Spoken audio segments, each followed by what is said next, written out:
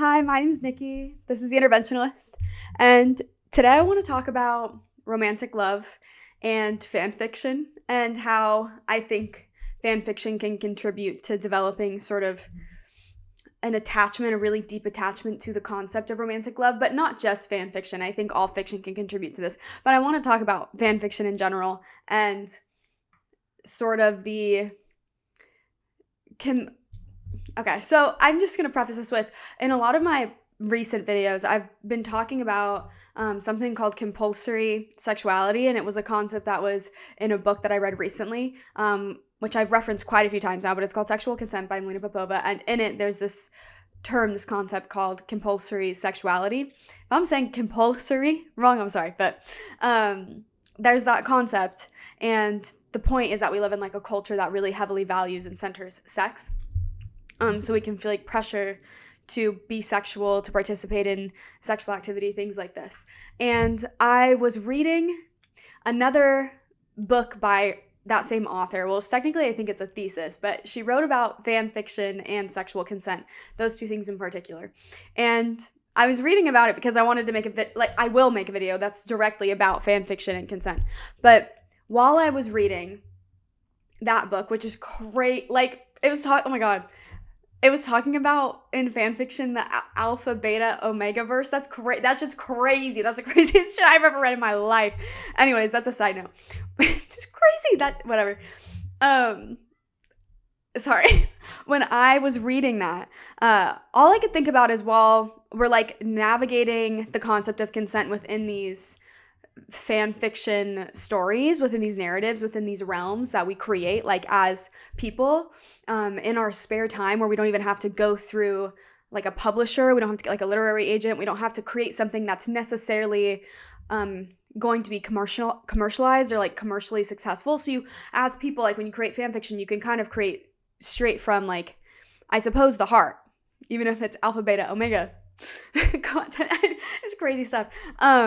But you can make whatever you want because you don't have to filter it through something to like make, to like fit a genre or like to really speak to like a broader audience to get published, things like that. And so I think fan fiction is a great example of like a funnel between what we really like experience or things that we think really deep down or themes that exist within us or inside of us that we want to just like purge and go somewhere. Fan fiction is a great way to do that in story form without, I think, having so many inhibitors or filters that it would have to go through to get like published. It's way more unfiltered, and so the stories can be a lot more kind of just wild and kind of crazy. But while I'm reading this and I'm reading about it in relation to consent, all of these fan fiction stories are in some way or another focusing on romantic and sexual relationships, often both, where you have a couple. A lot of the times in fan fiction, there's a really strong link between the LGBTQ community and fan fiction. A lot of it is slash fiction, which is gay characters, two male characters. Usually, I think slash fiction is technically any same sex, but it's usually two male same sex characters in a relationship, in a gay relationship. It's talking about like slash fiction, and a lot of these stories, they're having sexual relationships and romantic relationships, but in a lot of the stories, the consent aspect of it is not clear, or it's really not consensual. Like in these stories, in a lot of fan fiction stories, there is a term, it's called dubcon, but dubious consent. That's kind of the best way to put it. It's like, okay, like this really is not consent, but in the story it's being written in a really sexualized, like desirable manner to like evoke erotic feelings, to like arouse erotic feelings, despite the fact that this is a very questionable circumstance. For example, arranged marriages. Like I'll talk more about this in another video on fan fiction talking about this, but there's a lot of arranged marriage fan fiction.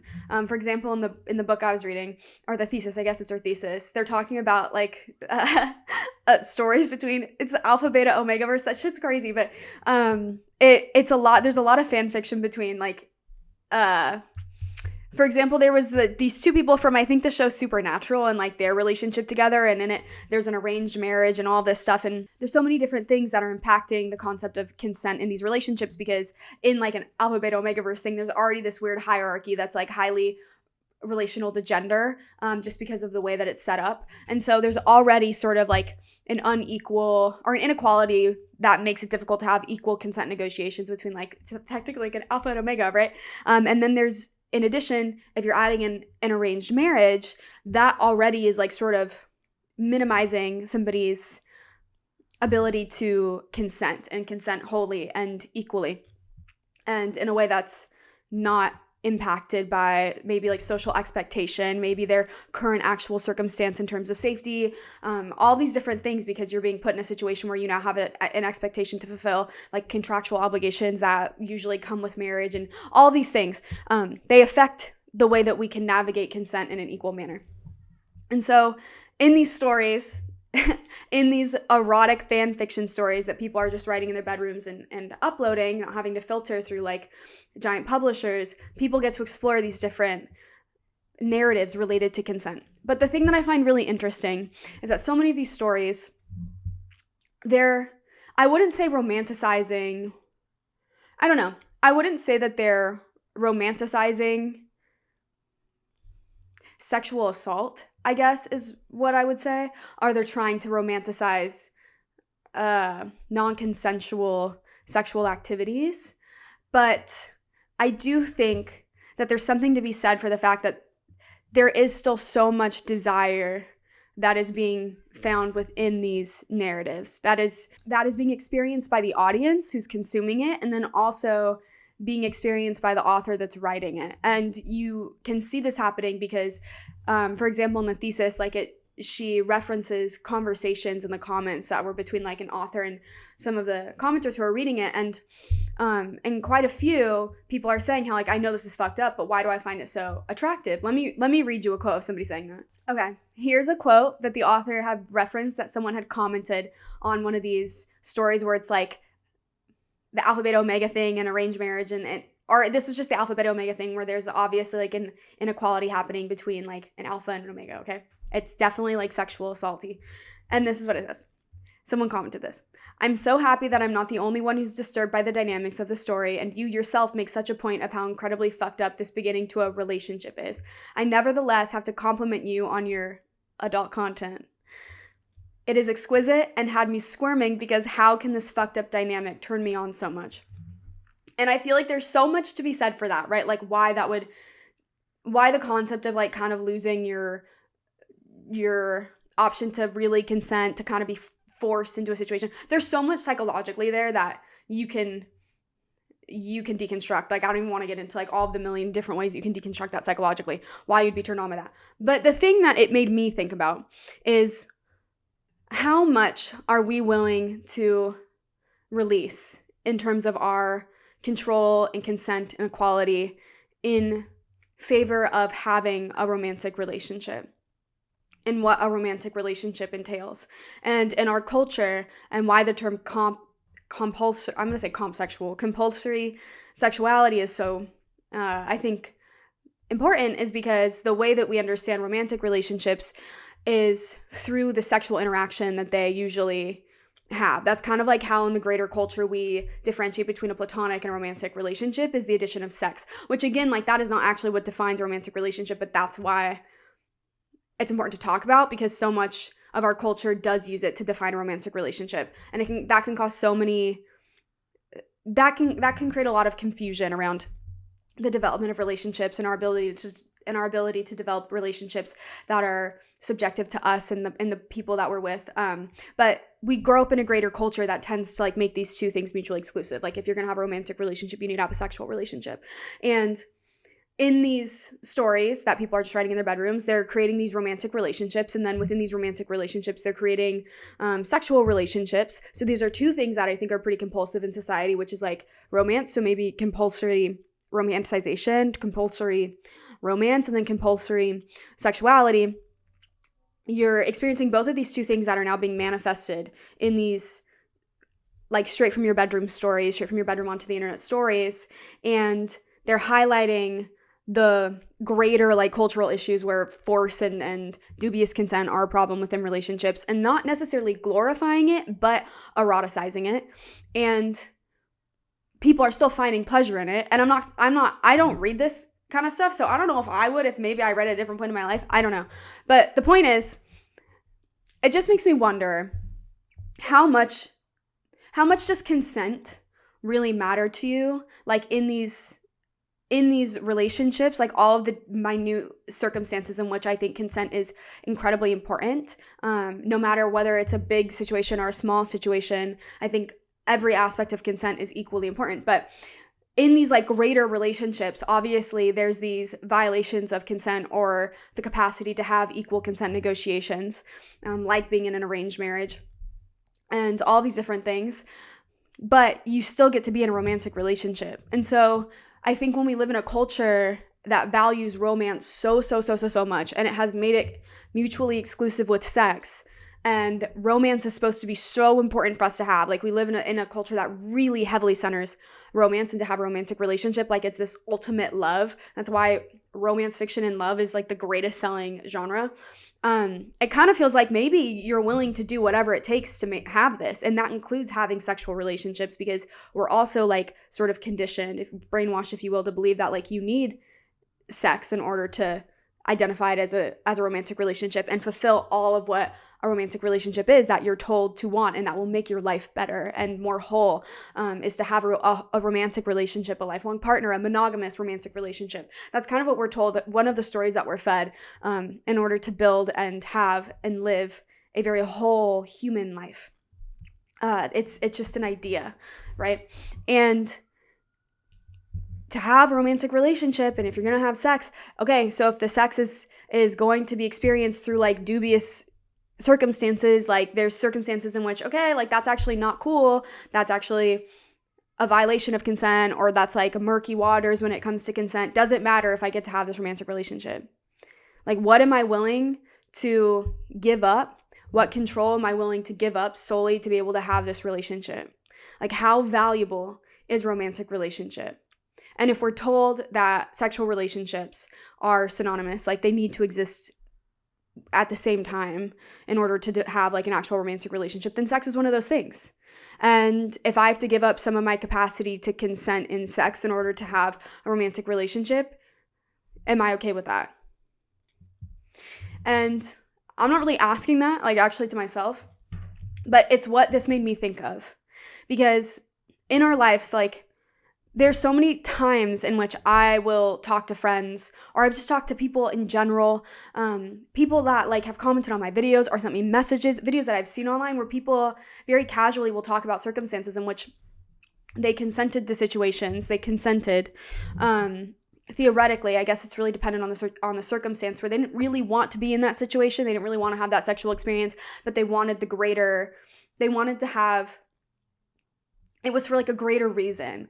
So for example, if there's just like one example is if you're in a relationship and your partner has a really high sex drive and you have a really low sex drive, and your partner very clearly like wants to have more sex in the relationship, or they're not going to have a relationship with you, then sort of coercing yourself into having sex anyways because you love this person and you want the romantic relationship with them, so you'll have unwanted sex. And that's also a concept that's talked a lot about in that book that I referenced in the beginning, Sexual Consent by Milena Popova. But the way that in a lot of ways, a lot of us will experience having unwanted sex for so many different reasons, whether it's because we feel pressured because of like compulsory sexuality to just have sex in general, because we need to maintain a romantic relationship, because we need to solidify a romantic relationship, and we're told to solidify a romantic relationship, the only way to differ it from platonic is through sex. To maintain a marriage, is it a marriage expectation to have sex? Like, once you're in a marriage, is that like some weird contractual obligation? No, but we're kind of fed these ideas.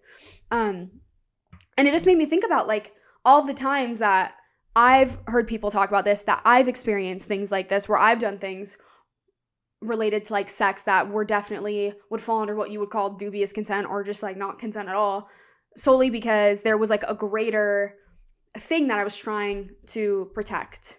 And in some of those cases, it was a romantic relationship. And I do know that at that time, the reason that I would engage in things that was like unwanted, even if I was in a relationship with the person, it was unwanted. Still, I didn't want to have it, but it was a romantic relationship, and I was trying to protect and maintain the greater romantic relationship.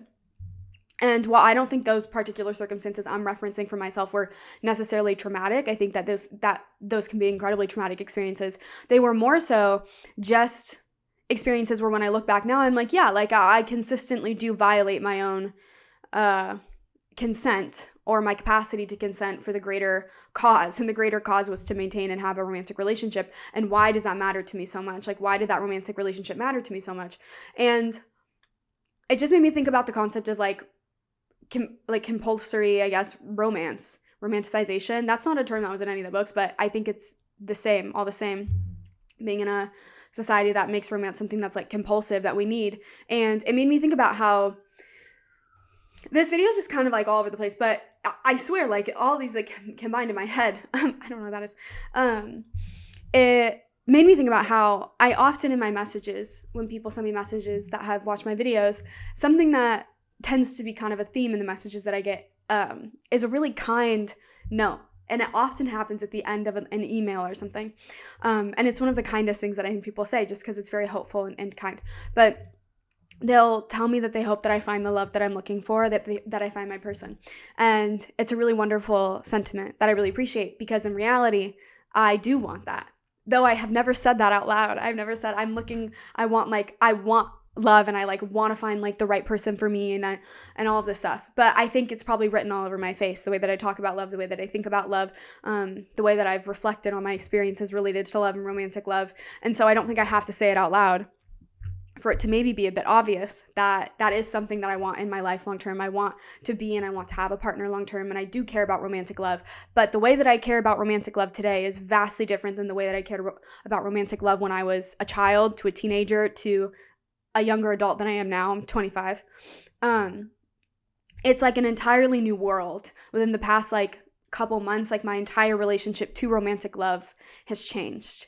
And I was thinking about what originally created my relationship to romantic love in the very specific way that I had a relationship to romantic love, and including how much value I placed on it, and including what I found to be normalized in romantic relationships. And the reality of that is fanfiction. Fanfiction had a massive impact on my relationship to romantic love and my exposure to romantic love, because I read it like crazy. I read so much fanfiction when I would say, I think I discovered it when I was like maybe in 6th or 7th grade, and I stopped reading it really when I was maybe like 15. But in that time, I read it obsessively. The amount of fan fiction I read was like unholy. It was crazy. And I was reading arguably unholy things, a lot of sexual fan fiction. And realistically, most fan fiction is about romantic relationships, and a lot of fan fiction is smut, which is like sexual relationships as well. So I was consuming that shit 24/7 all of the time as like a 12, 13-year-old until I was 15. So this like very much impacted my developing brain when it came to relationships and love and sex. And there's so many things I want to talk about when it comes to that and the impact that it had on me related to comp het and just sex in general and all these different things. But the thing that it really did, I think, do to me, as if it's done to me, maybe contributed to, is how important romantic love was to me. And why I thought, whether or not I would have ever admitted it, subconsciously or not, that romantic love was like a salvation, this ultimate cure to everything else in life was romantic love. And I read it. I just read it all the time. And I was thinking about how reading it so much, I think, made me so attached to it, because romantic love as a form of fiction became my escapism. That was really the only fiction in those years. I swear to God, I read it so much. The majority of the fiction that I read in those years was romance, and a lot of it was fan fiction. Like 90% of it was fan fiction, and it was gay fan fiction. So I was reading like Larry Stylinson, so Harry Styles and Louis Tomlinson, like fan fiction, smut, if you will.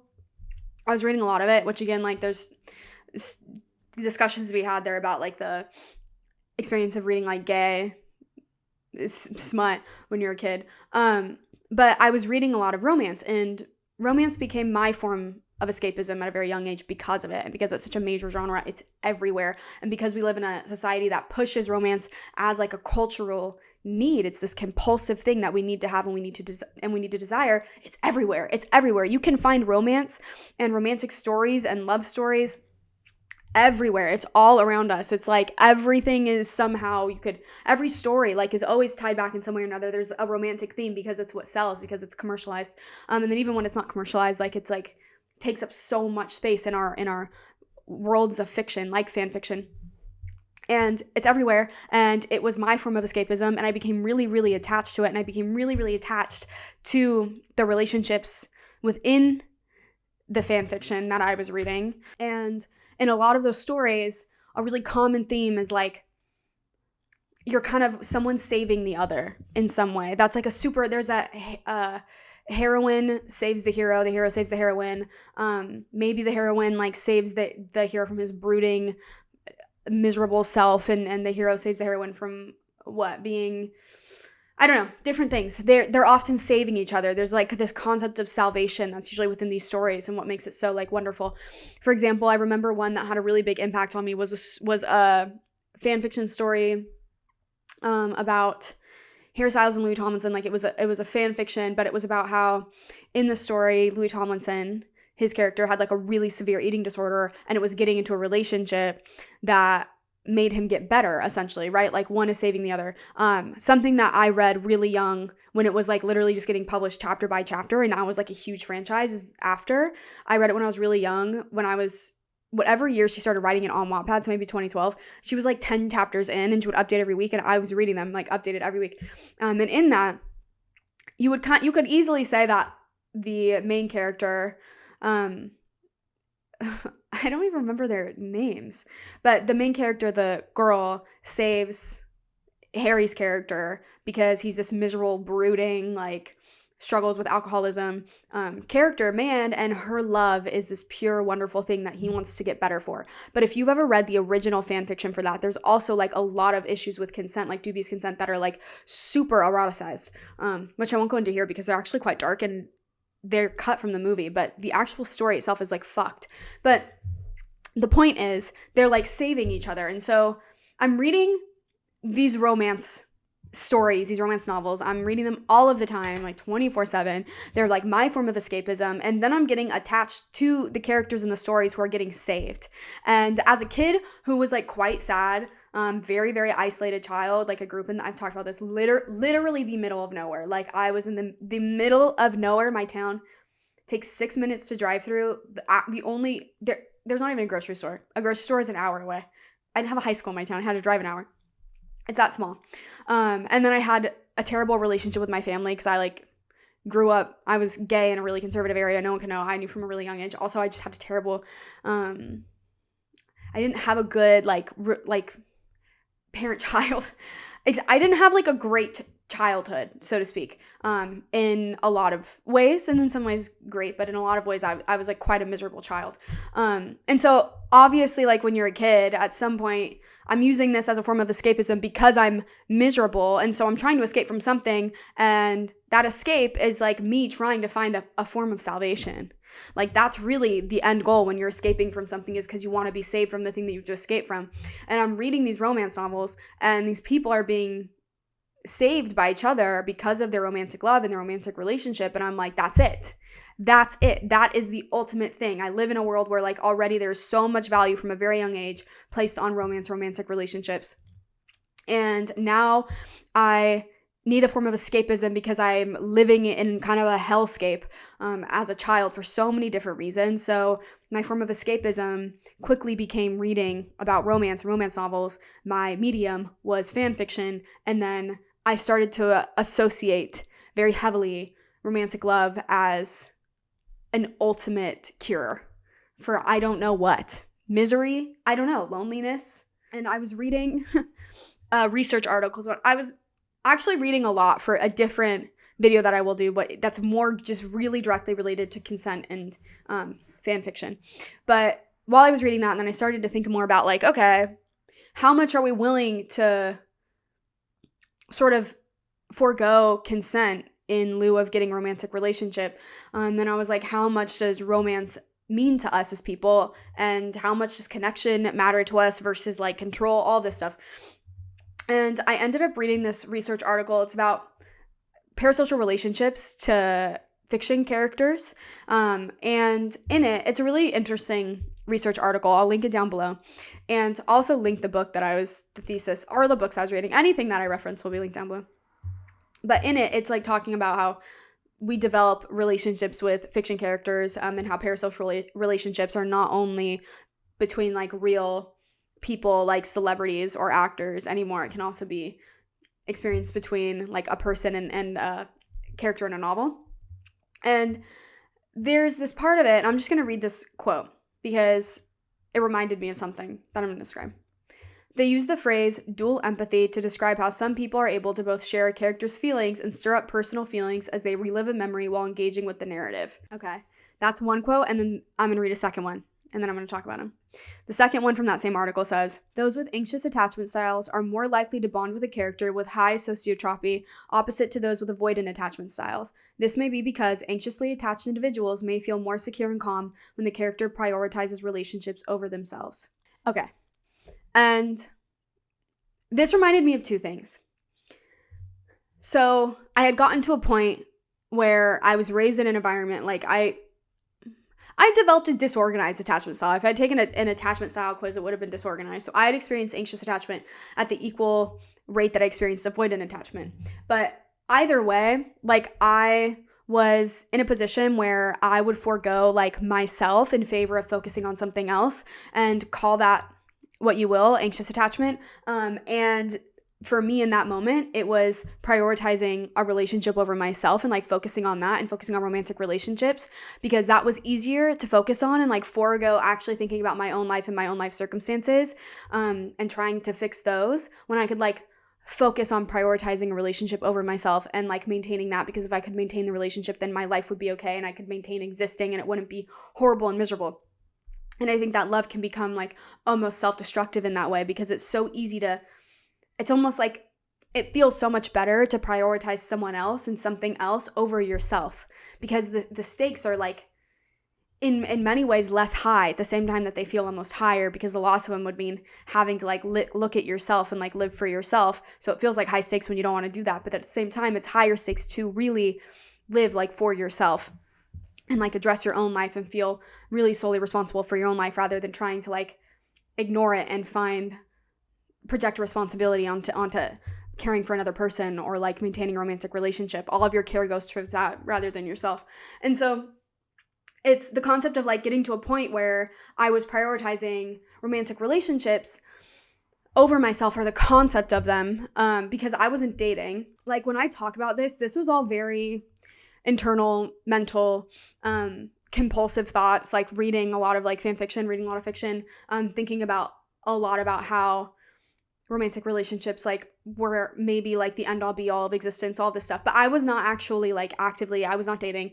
I didn't even really date in my life until I was, I went to college, and even then like I hardly did, because I was like struggling with comp het and I didn't like dating. So I was not actually like really dating. I like hardly dated then. And I talk a lot about dating on here, but I don't actually date that much. Like I can extract a lot of meaning from the experiences I have had, but like for being 25, like I have not dated as much as I feel like it sounds when I talk about this stuff, which is important, because I think it's important to know the way that finding this as a form of escapism and like hyper obsessing on it also contributed to my ability to self-isolate for a really, really long time. Like I've self-isolated for most of my life, for a lot of my life. Like I can very easily self-isolate, and it's easier to self-isolate when you can have a form of escapism and live in another world, and live in a world where there's romantic love and romance. And there's so much to be said for that, especially related to like comp het and struggling with like being gay, not being able to live it in reality in the external world. So like finding escapism through sort of empathizing with a world and characters that are gay within a fiction book, like fan fiction.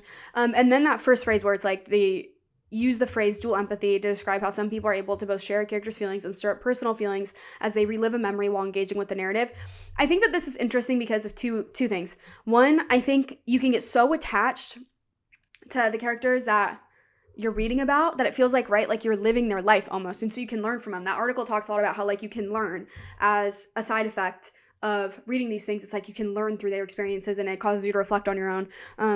And so by empathizing with them and their experiences, you can learn from them. But also when you're empathizing so deeply and you're so attached to this thing and to these characters, it can feel like you're living it.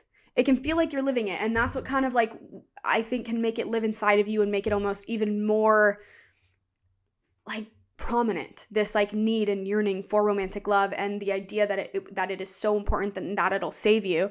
And if you're internalizing and empathizing with a story in particular where it's like romantic love was the salvation, and you're like harboring all of this like deep empathy for the character, almost as if you've lived it yourself, you're empathizing so deeply for the character who was theoretically saved by romantic love, it's hard to shake then that isn't true, that's not the case. And I think sometimes it can cause this like theoretic fake nostalgia, like a fake memory, when you're so attached to something, so connected to something, maybe even so connected to just a plot, a storyline, a theme, romantic love as salvation, and you've read and empathized so deeply with the character experiencing that, it's almost like you have too. And then I think you're longing for something that you've never had, and then you miss it with an ache that is almost unbearable because you feel like you've lived it and you've lost it, and you're supposed to have it. You've lived in a world where you're supposed to have it. You see how wonderful it is in these like stories. And if you do actually want it, like romantic love, that is something you actually want. You see it in these stories and you long for it, and maybe you're envious of it, and you empathize with it, and now it feels like you've lived it and it's got taken from you, or you feel like you've lived something and it's never actually been personified in the real world, or something that existed in the external world. And so there feels like there's this almost like mismatch. Like, the reason I also was thinking about this is because I saw a video the other day on TikTok of a girl being like, oh, have you ever, I don't know, I think she was like kind of talking about it from a spiritual angle, I don't really know, but she was talking about the concept of like feeling like she's missing someone that she's never met, and she thinks that it's a soulmate and all this stuff. And that's not the first time that I've heard that. That's something I've read about in like fanfiction, actually, is like those kind of plot lines, like you miss someone before you meet them, and like you miss this love that you haven't had, but yet you miss it. And I think like delving so deep into fiction and whatever your like medium is, for me it was fan fiction, delving so deep into these stories and being so attached to these characters and being so attached to the concept of romantic love for so many different reasons, I feel like it can be so easy to feel like you've lived it and that you're missing something. And now it feels almost overwhelming at times. I think like an overwhelming need to have that thing, like romantic love. Because not only now do you want it, you want to remedy it. It's like it's not only just a longing now or like a desire, it's a cure. Like it's a cure for something that's been taken from you versus something that like you just haven't had yet. I feel like it's different to long for something that you've had versus to long for something that you've never had. And it like can turn it into this idea that like you're longing for something that you've had before because you've empathized so deeply with it and you've been so maybe invested in it. And then I think you have to ask yourself, like, what storylines have you been so invested in that you feel like you have had taken from you or that you're missing, that you need to have in the external world? Like, what is it you are missing? Like, what is your idea of romantic love that when you say, like, I miss a love that doesn't exist, like, what is missing? What is missing? Like, maybe recount in your head, like, maybe to the most exact degree that you can, what that means. Like, what does it mean when you say that? Because I think that it means something. And I think it can be traced back to, like, what developed really your idea of romantic love. And this all made me think about, like, what really developed my idea of romantic love in general. And I think a lot of it was fan fiction, and how that caused me to be so attached to it. And a lot of my understandings of romance then and romantic relationships and what they meant and what they did for you or they didn't do for you was like caused by my attachment to romantic fiction. And then also the actual like structure of a romantic relationship was developed through my experiences with fan fiction. And I read a lot of like fucked up fan fiction. Like there's really no way around that. And I read a lot of fan fiction that like really like highlighted kind of what I was talking about in the beginning, relationships where consent is something that is at the very least dubious, where consent, particularly in sexual situations, is not very clear, and it's not really that important, I suppose, like to actually have a situation in which like your consent is really being considered, and you're having a very equal consent negotiation. That's kind of eradicated, and instead like consent isn't that important so long as it's like hot and you're doing the right thing that's like attractive and hot, and you're in the romantic relationship. And so these all like served as ways to form my ideas of romance, from a very young age, especially as someone who was like super, like as a young kid, like super isolated and like had really way too much time on their hands, and read way too much of this kind of fiction. It also had me thinking about, right, like, so this developed my like understanding of romantic relationships, which also was developed by so many other factors in my life. This was just like one factor, but it definitely contributed to the way that like I perceived romantic relationships as something that had to contain some form of like turbulence, or some kind of aggressive nature. Like I really thought romantic love had to have in some capacity some kind of aggressive factor, somebody being like aggressive towards me or like violent towards me. Like that was truly how I conceptualized romantic love. And it's like something that I knew and never really wanted to say out loud, but I did tell a therapist once when I was 20. When I went to a therapist, I've talked about this on here before, I went to a therapist for like a couple years trying to like beg her to tell me how to be attracted to men. And eventually there was one session where we started just talking about relationships in general, and she was kind of asking me this question. She was like, what do you even imagine? She was like, when you think about a romantic relationship, like a healthy romantic relationship, she was like, what does that contain? Like what exists in your mind when you imagine a healthy romantic relationship that you are looking for? And the only thing that I could say is that I thought it needed to include some kind of like violent factor. That was the honest truth. And I told her that. And she looked at me really concerned. And I looked at her. And then we moved on. And I never said that out loud again. Probably have not said that out loud until now. That was when I was, 25 years? And I believed that. Like, I believed that wholeheartedly. And I think that came a lot from my childhood, like with my relationship with my family, my parents, things that I experienced. But it also came from the fiction that I read. Because a lot of, when she asked me that, what I imagined in my head when I was like, what is a romantic relationship? What does that even mean to me? What am I longing for so deeply? Like, what am I longing for? Like, what even is, when I say like, I want that, when I'm telling you this, like, what do I want? What do I even want? The only answers I really had, because I hadn't actually dated, and I was like gay and in the closet and all this stuff. The only answers I really had because of that were things that I had read in fiction.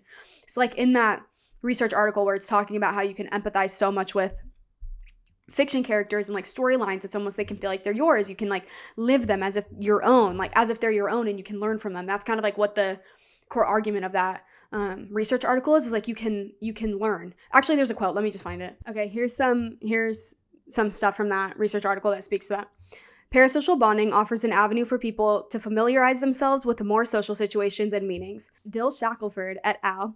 Concluded that narratives improve social awareness. Stories can be thought of as rehearsals for life, as 4 of the 5 areas active when engaging with stories are also active in social situations. That's one quote. And then another one in that same article that says, it can also teach humans how to act in situations we have observed but never personally experienced. Fluid intelligence is a dynamic ability that is characterized by using past information to dictate future behavior as a result of the present situation.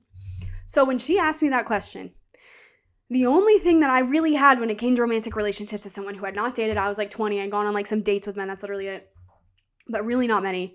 The only thing that came to my mind was either fan fiction or like romance movies or like just romance fiction, but a lot of it was fan fiction.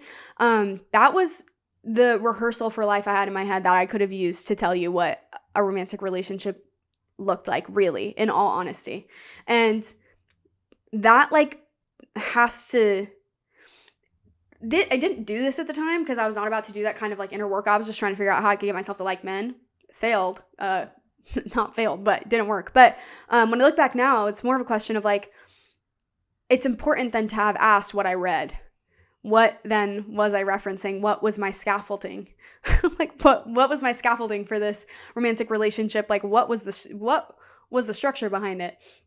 The pillars that held it up then, what were the plot lines and the themes? And in the fan fiction that I read, a lot of dubious consent themes, one, in terms of sexual relationships, and then also a lot of turbulent relationships where romantic love is the salvation for characters that are usually not well, like in a very unhealthy either mental state or like have very unhealthy traits or things like that. And romantic love is essentially the ultimate cure in it. That was what I was referencing. That was the scaffolding for my romantic relationship map, romantic love map. And yet I longed for it because it was something that I had used as a form of escapism for so long. It was something that in these stories I was sort of fed the idea and told that it would be the ultimate cure. That's why it was my escapism. So it's like, I need to run towards that then. I need to figure out how to make it work. And I was reading shit that was like not giving me a healthy idea of relationships. So all that to say, I, for a lot of my life, was obsessed with love. And I wasn't obsessed with it as in someone who was practicing it. I was obsessed with it from the sidelines. I was obsessed with it from the sidelines because I was in the closet for a very long time, and to actually experience or even have the potential to experience romantic love wasn't an option. And thus I was going on the very occasional single date with like a man. If not, I was always the outsider looking in. So I was fascinated with it because it was the thing I couldn't access, and yet the thing that I could access so easily on my phone, reading fan fiction. And so it was like research. It was like research. And I have kind of an obsessive brain. So like when I want to understand something, I try and read everything I can to understand it. Well, I wanted to understand love that I was seeing all around me, in front of me, and that society had made this like huge pillar to existence, romantic love. And so that's like my research, and I'm obsessive. So I read it all the time. So I was like an outsider looking in for most of my life until I actually like started to date people I was attracted to, which was when I was 21. And then it became something else to me, because then suddenly I was seeing the scaffolding behind my conceptualization of romantic love be played out in real life, and it definitely impacted the way that I perceived relationships and partners, and it impacted like the particular kind of vulnerability I had in relationships then too, and like the things that I would accept or not accept, because I read fan fiction that was sort of romance as like salvation, but the plot line is you're a punching bag for, say, the heroine's a punching bag for a hero until like he comes around and you realize all the punching was actually done out of love and it was just misunderstood, right? Like that's kind of the idea.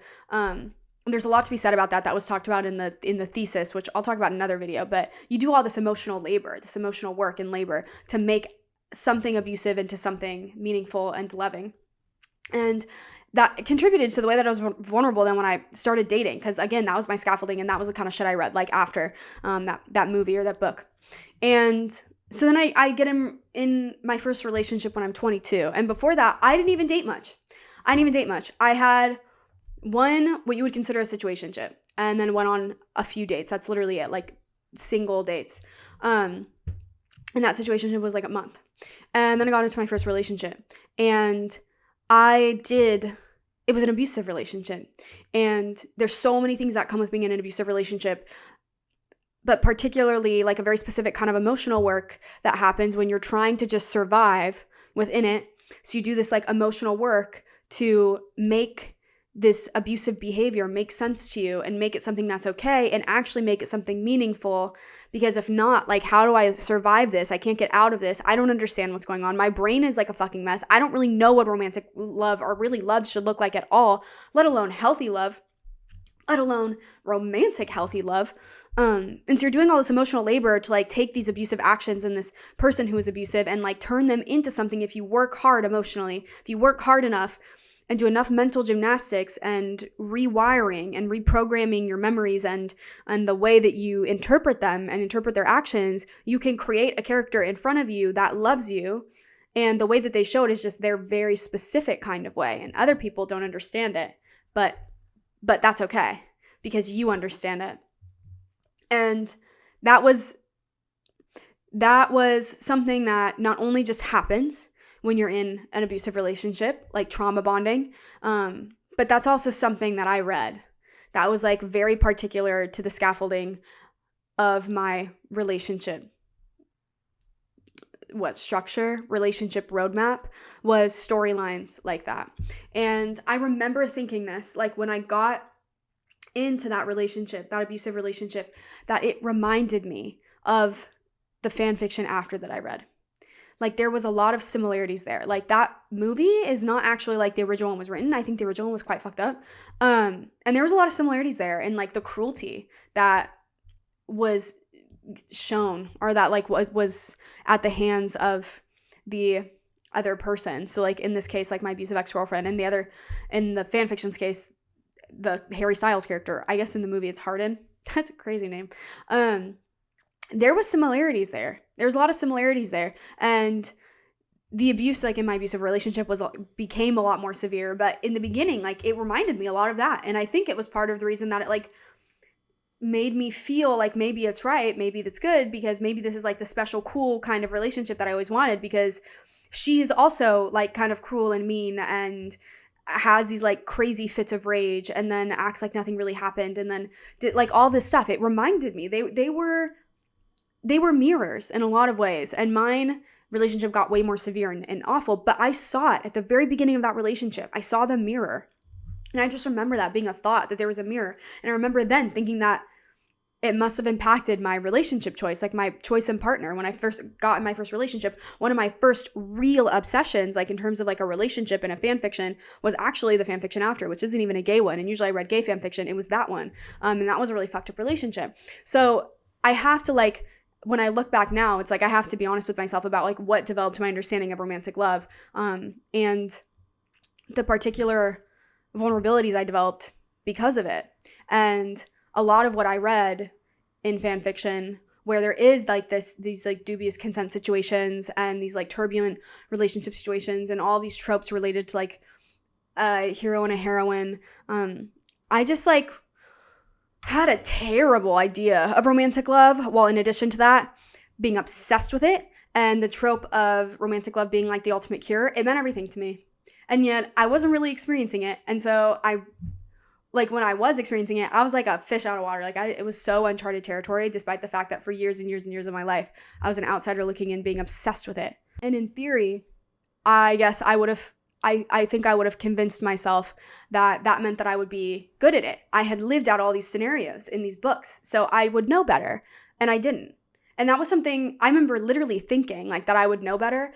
And I had a friend also in college, my freshman year, who said the same thing to me. She was like, I don't think I'll ever get into a bad relationship. I think whoever I date for the first time will actually be who I marry, because I feel like I've learned everything I need to learn through reading. She was also a big reader. I remember she said that to me. And I kind of remember thinking like a similar thing. Like, yeah, well, I've experienced a lot. Like I know what I'm not going to do based on the fiction that I read, and I know what I will do. But I was a kid. So when I was determining what I will or won't do, or what was good or not good, was like not coming from a stable place, especially for a child who was coming from like an unstable, like turbulent home.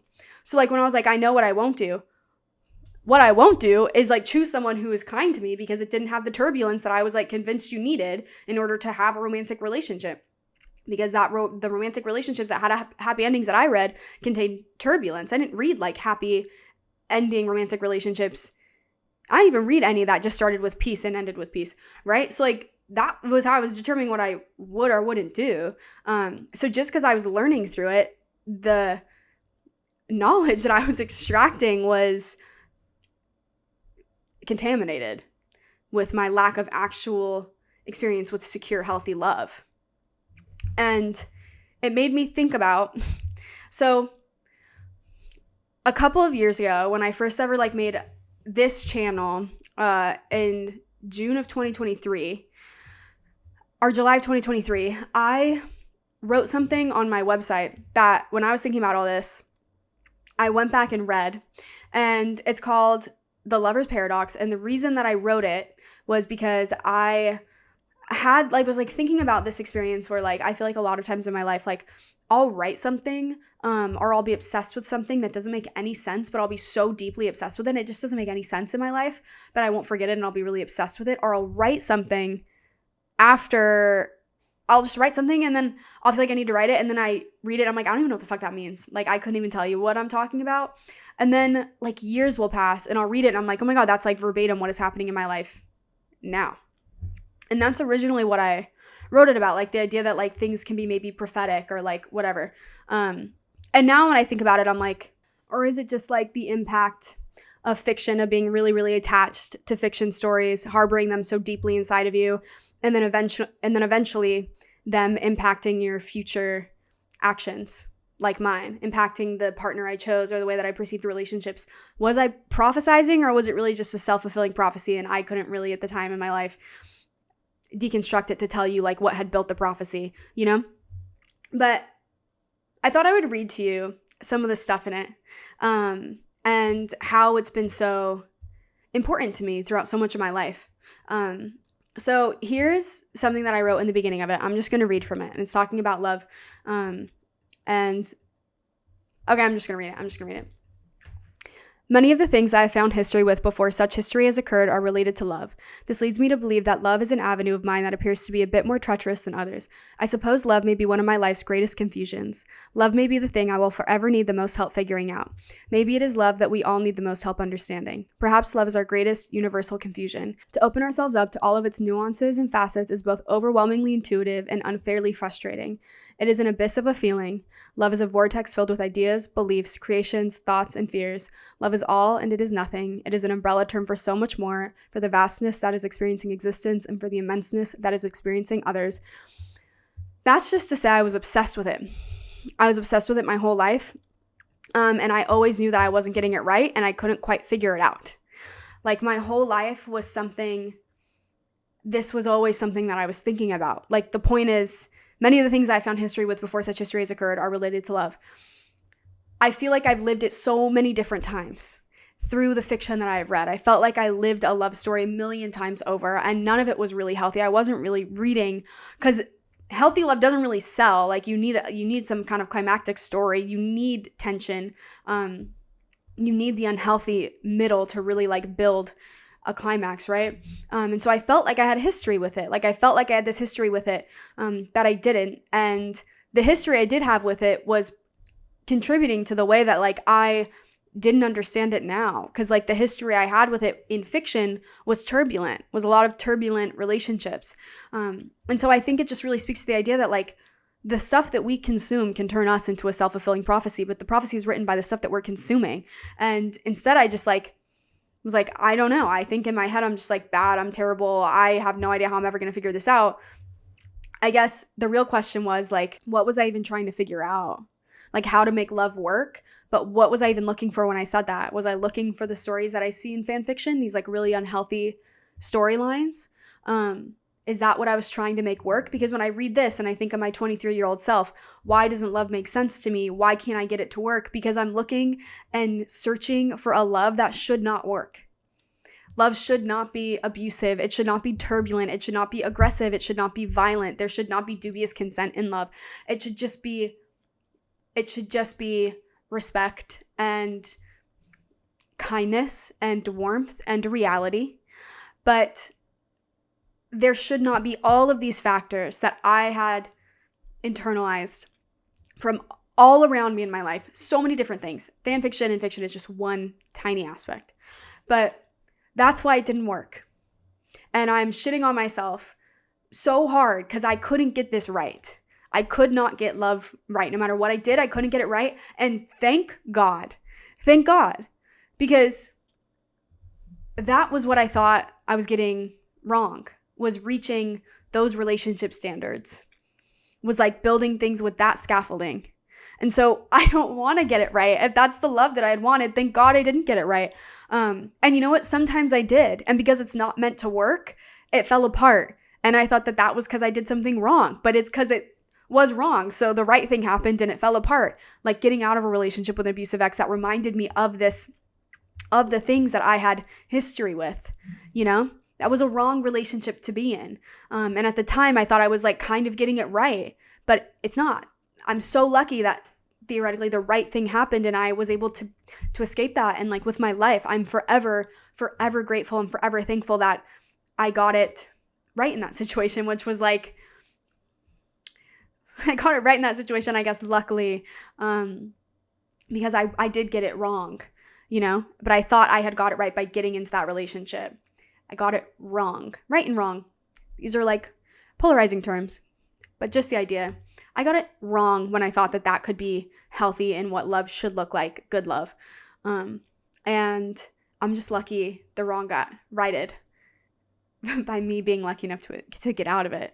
I'm very thankful for that. But the point is that I had no concept of what I was even really looking for. And the things that I did think I was looking for, they didn't last, or I couldn't really find them because I was looking for something like really unhealthy. Not only something that didn't exist, I was looking for like something that wasn't loving. Like these things that I'm using, the way that I'm describing relationships and the love that I was reading in these fiction stories, those are not loving relationships. Even if they're written in eroticizing ways or arousing ways, they're not loving relationships. And so I thought that I was just bad at it. I thought that I was bad at love and I was a failure, and it was the one thing in my life that was going to be one of my greatest confusions, and I'd never get it right. And it's because I had no idea what, again, a polarizing term, what a right love looked like, what a healthy love looked like. That's really all I'm saying when I say right and wrong, unhealthy and healthy. I had no idea what a healthy love looked like. And so that's why it was such a confusion to me. And I thought I would never get it. I would never get it right. And I wanted to share something else that's from that same piece. It's quite long, the whole thing. I'll link it down below if you're interested in reading it. But I wanted to share something else about like how much it's meant to me, but also how much my perception of love has changed now. When I think about love, how differently I perceive romantic love. So I'm going to read a part of it, and it starts with a quote from the book Night and Day by Virginia Woolf. It was one of my favorite books for a really long time. If you read that piece that I wrote, I'll download it. It'll explain a little bit why. But there's a quote from it that I have loved for years. I have loved since I was 17, and I read it my senior year of high school. And I have it, which is going to be make sense in a second why I'm going to point this out. So this is like a picture that I just printed, and it's two hands, but it's two women's hands. This one, so gay. And then on top of it, this is pasted. I pasted that. And it has the same quote now in 2025 that I was obsessed with at 17 and put in my college dorm at 18. That just goes to show, like, my whole life, I have thought a lot about love in some way or another. It has followed me, still to this day, from 17 to 25. Okay, now I'm going to read the part from the thing that I wrote. It's going to start with the quote. Okay. Believe me, Catherine, you'll look back on these days afterwards, you'll remember all the silly things you've said, and you'll find that your life has been built on them. The best of life is built on what we say when we're in love. It isn't nonsense, Catherine, she urged. It's the truth. It's the only truth. In my freshman year of college, I printed this page and stuck it in a frame. I highlighted the words in pink and put them on the wall right in front of my pillow. These were the lines that involuntarily stitched her book into my heart. 3 sentences that hit me in a way far beyond the already impactful depths of the major theme itself.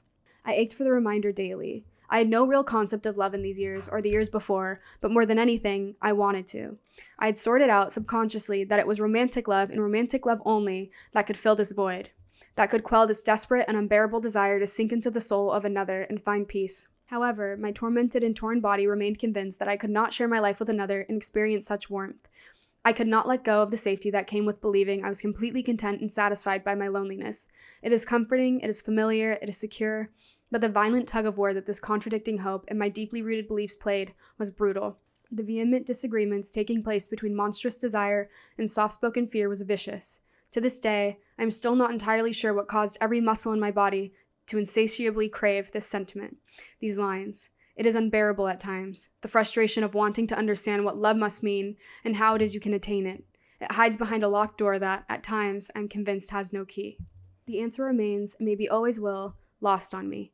I do know, however, that there is a sense of consumption in these lines, a life consumed by love, an existence where all of your best moments are tied up with this one mysterious abstract concept. I like to believe that it is love that brings us truth, that it is the thing said while we are in love that leaves us in a puddle of honesty, that brings us the cleanest kind of messy salvation there is. When I recall the silliest things I have said with a wholehearted genuineness, it is only this, often misunderstood feeling that has been capable of pulling them out.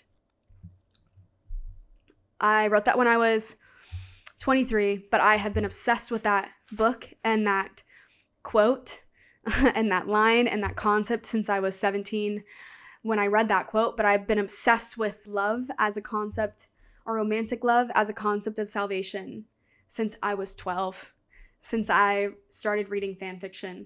And it was my first introduction into romantic fiction and a romantic storyline where romantic love was salvation. And so for so much of my life, I saw this thing as salvation that I couldn't experience because I was in the closet. And when I was able to try and experience it, I couldn't figure out because I wasn't experiencing love, and I wasn't even actually looking for love. I was looking for unhealthy recreations of unhealthy relationship dynamics that are not in any way, shape, or form founded or grounded in love. And so for my whole life, like for a long time, I felt like I was just getting it wrong. Getting it wrong because I couldn't love men, couldn't be romantic with men. Then getting it wrong because I started dating and trying so hard to find love and had done all this reading, living vicariously through fiction as a way to try and learn in advance how to find it, how to seek it out, what it meant. But it remained feeling like a door that had no key. And it's crazy because I made a video last week, and it's a thank you to you guys. And I'll say it again now because I've now experienced 2 relationships, the one that was an abusive relationship, and then the one I was recent that she cheated on me. I talked about it in my got cheated on with a man video. Talked about it in my last video. I've talked about it in different videos, but those are my 2 relationships. One was at 22, the other was between 24 and 22 and 24. And through those 2 experiences, I obviously learned things about romantic love. I started to kind of understand. I started to kind of start to restructure my scaffolding, but there was still a core issue that without this part of the scaffolding, I was never going to be able to perceive romantic love in a way that was healthy. And it was my relationship with myself and my self-worth that needed a form of some kind of external validator. I needed some way to feel like I had worth, and I needed some kind of external validation just realistically, and I needed it through a relational experience because I had no relationship experience even with a family member that gave me an idea of mutual respect. I don't even know if you want to call it love. Love is really just an umbrella term for so many other things: respect, honesty, kindness, loyalty, things like that, these greater ideas. And experiencing them all at once, in an overwhelming way, and then attraction and stuff, you can put it under the umbrella of love, but you can also extract these different things and heal these particular things on their own, and then whatever, so forth. But I had a terrible relationship with myself. I had no self-worth. And I made my video, the thank you video last week, but it really was the relationship that I have found through the LGBTQ community and through you and those who have been a part of this platform, who have made this platform their own, who have shared their own thoughts and experiences, who have been so kind to send me a message, to those who have sent me messages and said things as wonderful and hopeful as saying that they hope that I find my person one day. It truly has been that relationship, our community relationship, that has healed, that gave me the key that I needed to heal my relationship with myself. Not even to love, not romantic love, to heal my relationship with myself. I needed understanding, and I needed understanding from people that I had never had around me my whole life, and I have found that through you and through this community in so many different ways, related to being gay and LGBTQ, and related to just being young and in pain, or being a survivor of domestic violence, or just being heartbroken. All of these different things that I've cultivated so many wonderful discussions. It is this relationship here with you that has healed my own self-relationship, and I owe that to you. Truly, I'll cry if I think about it, truly. But because of that, Like, for the first time in my life, I have a sense of self-worth. With that self-worth, I'm also incredibly devoted to treating myself in like a respectable, loyal, and healthy manner. These are things that are foundations of love. And I feel a commitment to them towards myself for the first time ever that's true and honest and whole and not rooted in like self-punishment or fear or urgency just because I want to take care of myself. I've never felt that way because I had no self-worth. And for the first time, I feel that way. And it's for the first time that I realize the fact that I can even say that I'm not doing things that like are like ways of respecting myself or taking care of myself or like treating myself in like a healthy manner in all the different ways that you can, physically, mentally, emotionally, emotional hygiene, mental hygiene, physical hygiene, all these different things, like actually doing it solely because I believe that I deserve it is crazy. Crazy. I've never felt that in my 25, 24 years of life. I never felt that way.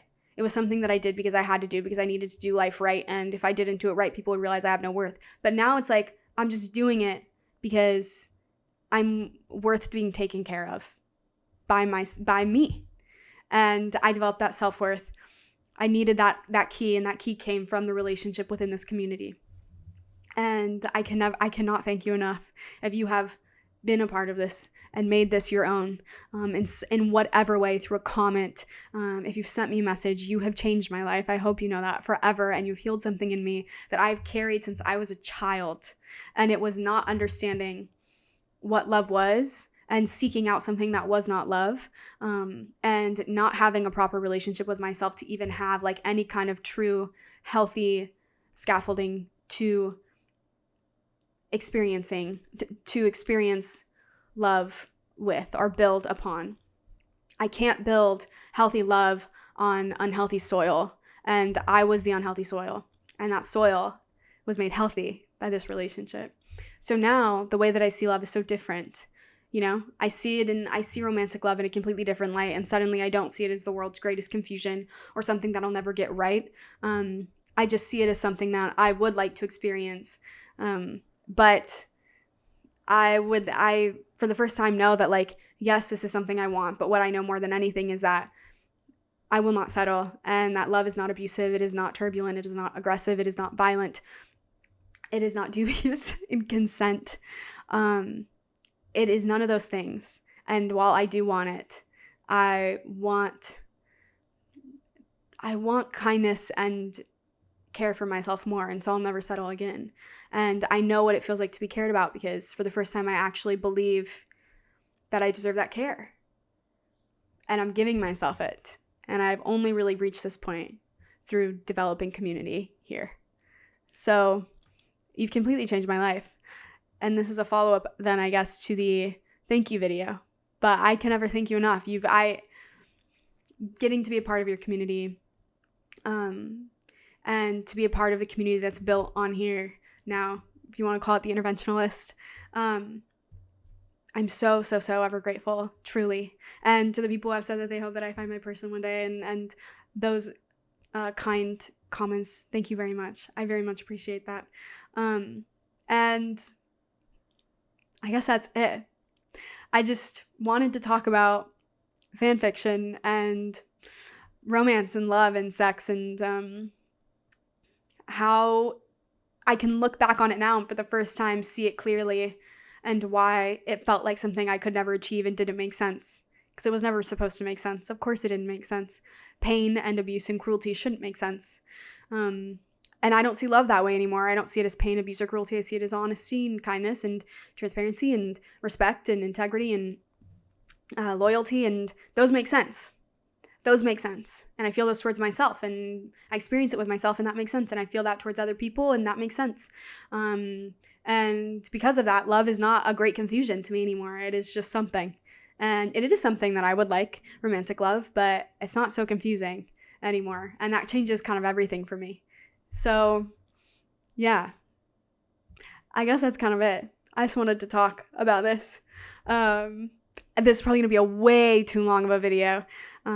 But if you have also been obsessed with romantic love, and maybe you've developed an attachment to it as a form of escapism, or you feel confused about it and you keep seeking it out, and you have like maybe a little bit of an unhealthy attachment to it in general, or you don't have like a healthy idea of love in your head, I hope you just know that you're not alone, and that even if you might be struggling right now with concepts of love in your head that are unhealthy or aggressive or violent or turbulent, or you're reading things that are depicting love in that way, I hope that even if this might not actually hit or internalize or really hit you past all those like walls that come up when you have those ideas, concepts, you are only and will always only ever be deserving of kind and warm and compassionate and understanding love.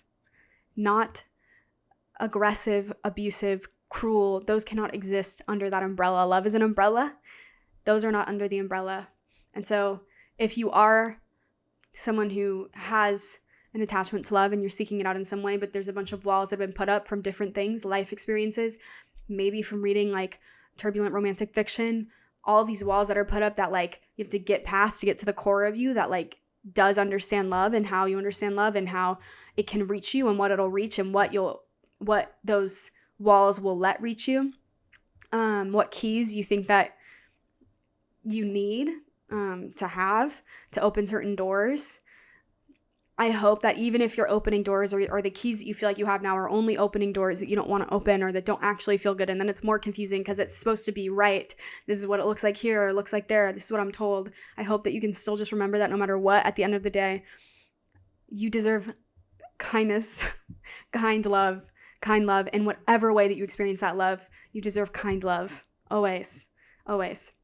Please don't forget that. And if you are in a situation where you haven't experienced that yet, or you're afraid you never will, I just want to say that you will one day, whether it's from yourself or from another person. However it finds you, it will find you, and you will find and experience love in whatever way that it is love, familial, platonic, romantic, any kind of way. You will experience and have and find love that is kind and that you deserve. I think that that's just an important thing to remember. It will find you. It will find you. And you will find it once you start to like maybe heal and reconfigure the doors and the keys that you have or you think you have or you should have. You'll be able to find it a lot easier too. But it will also find you. I promise. Dramatic or not, I do promise. Okay. Yeah, I'm going to end it here because my camera's probably going to die and this is really long. This, I think, is the longest video I've ever made. And I'm probably going to watch this back and not remember anything that I talked about. But, oh well, thought I would talk about it anyways. I'll probably have my other video related to fanfiction, that was the actual like topic, up later this week. I will have it up later this week, and that's different. That's going to be more like analysis, cultural analysis, but also some personal about fanfiction and the development of consent, but sexual consent. But I think that's it. I'll end it here. If you have any thoughts or feelings or experiences that you want to share related to this or literally anything at all, I would love to hear it. I think other people would also love to hear it. So if you feel comfortable and you want to share it, the comments are always there for you to share. And if you have experiences with fanfiction, funny or unsettling or crazy, maybe some alpha, beta, omega stuff, that shit's crazy. I learned the craziest things I've ever learned in my entire life reading stuff when I was researching for this. Oh my God, it was crazy. If you read that, please let me know. That's so interesting to me. But if there's anything you want to share, please always feel free to. I moderate the comments, so nobody will be mean or rude or aggressive. So if you do read something like alpha, beta, omega fanfiction and you want to talk about it, go ahead in the comments. I won't let anyone be rude to you. So if there's anything you want to talk about, please feel free to. If there's something you want to talk about that's longer, you can send it to me. My email is going to be down below, and I can publish people's work on my website. I have submissions that have been published. People have really wonderful things on there, and you can check that out. But if you want to send something to me just because you want someone else to see it and you don't want more people to see it in the comments, I'd be honored to read it, and you can send it to me directly. Or if you want it published, I can also publish it. And I also have video submissions. I have a YouTube page for video submissions. There's a video submission up there now by a woman named Anna, and it's about triggers after an abusive relationship. And if there's something you want to talk about and you don't want to write, you can send me a video or a voice recording, and if you want to upload it, I can upload it as a published video submission. I hope that can be like another way to access like this community and discussion if you prefer that. And what else? I think that's it. Okay, I think that's it. So I also have a Patreon. The videos are free over there, but they're more explicit, things that I don't think are like YouTube appropriate. They're talking about like more things related to like sex and consent. Like one's about comp het and sexual consent, and one's about like queer sexual trauma and consent and things like that. But they're free if you're interested in that. And yeah, I think that's everything. So thank you for watching, for listening to me rant and ramble. And okay, I hope you have a good rest of your day, and I hope you have the most loving, wonderful day possible, and always and forever and for the rest of your life you find only the most loving and wonderful and amazing moments and happiness and healthy relationships and whatever relationships they are. I'm wishing you all the love in the entire fucking world is what it is. Okay, that's it. Okay. I'm gonna start rambling. Thank you for watching, and I will see you in the next video. Bye.